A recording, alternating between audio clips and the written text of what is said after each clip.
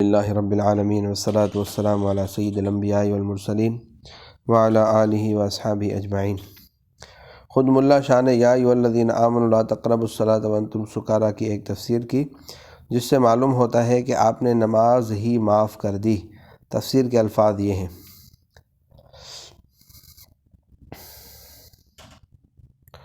ملا شاہ کے پیر حضرت میاں میر نے ختم اللہ علی قلوبہم وعلی سمعہم الی آخر کے متعلق بتایا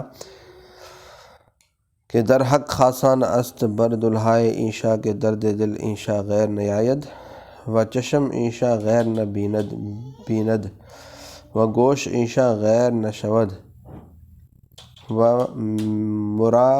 مرائیشاں را لذت و حلاوت بسیار است ازاں کفر۔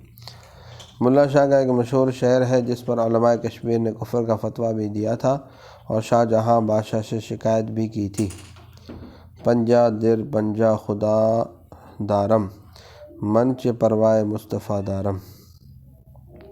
شاہ جہاں کے آخری دور حکومت میں ملا شاہ کا انتقال ہو گیا۔ سال وفات 1069 ہجری۔ شیخ محمد اسماعیل مدرس سہروردی لاہوری عرف میاں قلعہ یا میاں وڈا قدس اللہ سرہ، خلف الرشید فتح اللہ ابن سرفراز، قوم کھوکھر، ساکن موضع چمبھ جو لبِ دریائے چناب پر آباد تھا۔ 995 ہجری میں پیدا ہوئے۔ ولادت کے بعد والد ماجد اس موضع سے منتقل ہو کر موضع لنگر مخدوم میں سکونت پذیر ہو گئے، اور جب کہ اس فرزند ارجمند کی عمر 5 سال ہوئی تو پدر مشفق نے اس بچے کو مخدوم عبدالکریم قدس اللہ سرہ العزیز کی خدمت میں پیش کر دیا۔ مخدوم صاحب سلسلہ سہروردیہ کے شیخ کامل تھے۔ حضرت مخدوم نے اس نونہال کی تربیت شروع فرمائی، اور جب 12 سال کی عمر ہوئی تو درویشان خانقاہ کے لیے آٹا پیسنے کی خدمت سپرد کر دی۔ یہ 12 سالہ بچہ وقت مقرر پر مقرر آٹا مطبخ میں پہنچا دیتا تھا۔ اتفاقاً ایک روز تاخیر ہو گئی۔ جب حضرت مخدوم کو معلوم ہوا تو آپ نے کسی درویش کو چکی خانے میں دریافت حال کے لیے بھیجا۔ درویش نے دیکھا کہ میاں اسماعیل مشغول مراقبہ ہیں اور چکی خود بخود چل رہی ہے۔ درویش صاحب نے عجیب و غریب حالت کی اطلاع فوراً حضرت مخدوم کو پہنچائی۔ جب مخدوم صاحب نے اپنے پروردہ نونہال کی یہ حالت خود آ کر مشاہدہ فرمائی تو بہت خوش ہوئے، اور میاں اسماعیل اور ان کی چکی کو بدستور چھوڑ کر واپس تشریف لائے۔ جب میاں اسماعیل نے مراقبے سے سر اٹھایا تو گھبرا کر اٹھے اور آٹا مطبخ میں پہنچا کر مخدوم صاحب کی خدمت میں حاضر ہوئے۔ مخدوم صاحب نے آج سے یہ خدمت ان سے موقوف فرما دی کہ آپ کے مشاغل عالیہ میں حرج ہوتا ہے۔ میاں اسماعیل مراحل سلوک طے کرنے کے بعد دوسروں کو راستہ بتانے کے لیے حضرت مخدوم کے حکم سے خدمت مخدومہ سے رخصت ہوئے، اور تقریباً 10 کوس کے فاصلے پر دریائے چناب کے کنارے ایک شیشم کے درخت کے نیچے قیام فرمایا۔ 140 سعادت مندان ازلی آپ کی خدمت میں اسی مقام پر حاضر ہوئے اور مراحل طریقت کی تکمیل کی۔ اس کے بعد جب کہ سن مبارک 45 سال تھا، کسی غیبی اشارے کے بموجب اس کٹی کو خیر آباد کہہ کر لاہور محلہ تیل پورہ میں رخت افغن ہو گئے۔ اولاً 40 روز تک پیر علی مخدوم گنج بخش حجویری کی خانقاہ عالیہ میں معتکف رہے، پھر اقامت گاہ پر تشریف لائے، تعلیم و تلقین اور تدریس میں مشغول ہو گئے۔ مشہور ہے کہ اس محلے تیل پورہ کے قریب محلہ گنج پور میں ایک پرانی مسجد تھی۔ ایک ہندو جوگی اس مسجد میں رہا کرتا تھا۔ چونکہ یہ جوگی باکمال تھا، کسی مسلمان کو ہمت نہ ہوئی تھی کہ اس کو مسجد سے نکالے۔ جب میاں اسماعیل صاحب وہاں پہنچے تو آپ نے جوگی صاحب سے مسجد خالی کر دینے کی فرمائش کی۔ جوگی نے کہا، مسجد کو مجھ سے محبت ہو گئی ہے، اگر میں جاؤں گا تو مسجد بھی میرے ساتھ چل لے گی۔ یہ کہہ کر مسجد سے چل دیا۔ جیسے ہی مسجد سے باہر قدم رکھا، مسجد میں جنبش پیدا ہوئی۔ حضرت میاں صاحب نے عصا مبارک کو مسجد کی دیوار میں مارا اور فرمایا، ساکن شو۔ مسجد فوراً ساکن ہو گئی۔ جوگی نے جب یہ کرامت دیکھی، کان دبا کر چلا گیا۔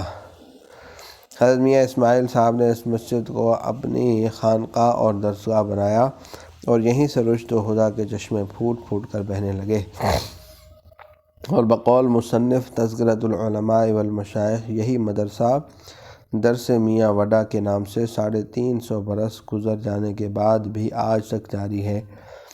یہاں اندھے اور اپاہج طلبہ قرآن شریف اور فقہ کی تعلیم پاتے ہیں، جنہیں کل اخراجات خانقاہ سے ملتے ہیں۔ بقول مصنف خزینۃ الاصفیاء، شاہ جہان بادشاہ کی کسی داعیہ نے اس مسجد کو ازسر نو تعمیر کرا دیا، جو اب تک میاں صاحب کے مزار کی 4 دیواری میں موجود ہے۔ پھر عالمگیر رحمہ اللہ نے خانقاہ اور مدرسے کی مدد معاش کے لیے 7 مواضع مع مزروعہ اراضی عطا کیے۔ قرآن پاک کا درس میاں صاحب کا خاص مشغلہ تھا، اور جس کو خود قرآن شریف پڑھاتے تھے 5-6 ماہ میں حافظ ہو جاتا تھا۔ ایک لطیفہ بھی ہے اور کرامت بھی، جو اس موقع پر ذکر کی جاتی ہے کہ ایک شخص حاضر خدمت ہوا کہ میری بیوی حافظ قرآن ہے اور میں امی محض، مجھے بیوی مباشرت سے منع کرتی ہے کہ کلام اللہ کی بے حرمتی ہوگی۔ میاں صاحب نے فرمایا 6 ماہ یہاں رہو، انشاءاللہ حافظ ہو جاؤ گے۔ اس شخص نے نہایت عاجزی کے ساتھ اتنے عرصہ حاضری سے معذرت کی۔ آپ نے فرمایا کل صبح ہمارے ساتھ نماز پڑھو اور داہنی طرف کھڑے ہو۔ چنانچہ نماز صبح کے بعد جب میاں صاحب نے سلام پھیرا تو جتنے شخص دائنی طرف تھے حافظ قرآن ہو گئے، اور جو بائیں جانب تھے وہ ناظرہ خواہ۔ یہ شخص ایک نظر کیمیائے اثر کی برکت سے حفظ کلام اللہ کی دولت لے کر اپنے گھر گیا۔ میاں صاحب فرمایا کرتے تھے ہماری خاک قبر سے بھی حفظ قرآن کا فیض جاری رہے گا۔ غلام سرور چشتی فرماتے ہیں کہ آپ کی یہ بشارت صادق ہوئی، چنانچہ آپ کے بعد آپ کے برادر یکجدمی شیخ محمد صالح 55 سال، پھر حافظ محمود صاحب 42 سال، بعد ازاں حافظ معز الدین صاحب 35 سال، اس کے بعد حافظ شرف الدین صاحب 60 سال تک اسی جگہ حفظ قرآن اور علوم قرآن کی تعلیم و تدریس میں مشغول رہے۔ حافظ شرف الدین صاحب کی وفات 1272 ہجری میں ہوئی۔ آپ کے بعد آپ کے فرزند ارجمند حافظ احمد الدین صاحب اس 200 سالہ خدمت کو ہمت و استقلال سے انجام دے رہے ہیں، اور تقریباً 150 بینا و نابینا متعلم اس مدرسے معلیٰ میں علم قرآن کی تعلیم حاصل کر رہے ہیں، جن کو 2 وقتہ خوراک و دیگر ضروریات کا انتظام مدرسے سے ہوتا ہے۔ صاحب تذکرہ فرماتے ہیں